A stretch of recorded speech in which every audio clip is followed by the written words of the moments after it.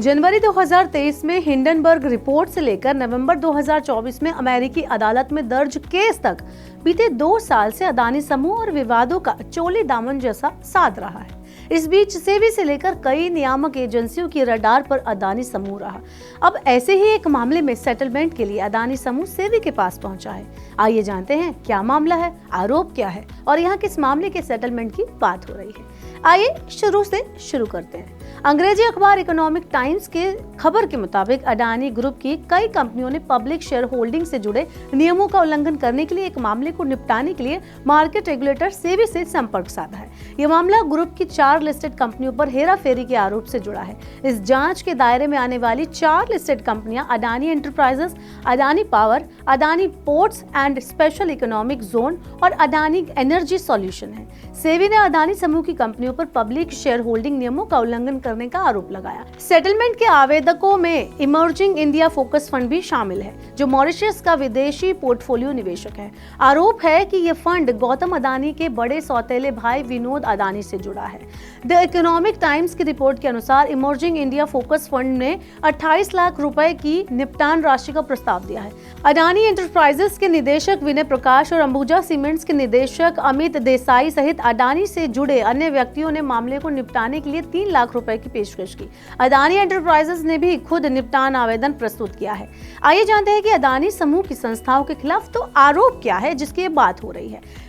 बता दें कि कारण बताओ नोटिस में अडानी समूह की इन 4 संस्थाओं के अलावा सेबी ने गौतम अडानी, उनके भाइयों विनोद, राजेश और वसंत, विनोद अडानी के बेटे प्रणव और बहनोई प्रणव वोरा सहित 24 अन्य संस्थाओं को शामिल किया था, जिसमें सेबी ने पूछा था कि इन संस्थाओं को उल्लंघनों के लिए प्रतिभूति बाजार से संभावित प्रतिबंध सहित दूसरी कार्रवाई का सामना क्यों नहीं करना चाहिए। नोटिस में आरोप लगाया गया कि विनोद अडानी और उनके सहयोगियों ने कॉम्प्लेक्स शेयर होल्डिंग पैटर्न के माध्यम से 2500 करोड़ रुपए से ज्यादा अर्जित किए। इस संरचनाओं ने कथित तौर पर उन्हें Adani enterprises, Adani power, Adani ports and special economic zone और अडानी एनर्जी सॉल्यूशन में पब्लिक शेयर होल्डिंग नॉर्म को दरकिनार करने की अनुमति दी गई।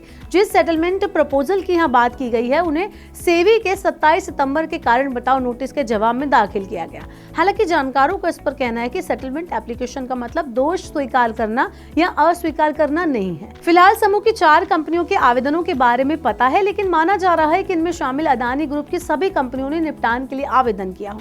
ऐसा इसलिए क्योंकि कानूनी रणनीति ग्रुप लेवल पर बनती है। इकोनॉमिक टाइम्स के अखबार के जो अधिकारी हैं उन्होंने इसके हवाले देते हुए बताया है कि सेबी ने अभी तक निपटान आवेदनों पर कोई भी निर्णय नहीं लिया है।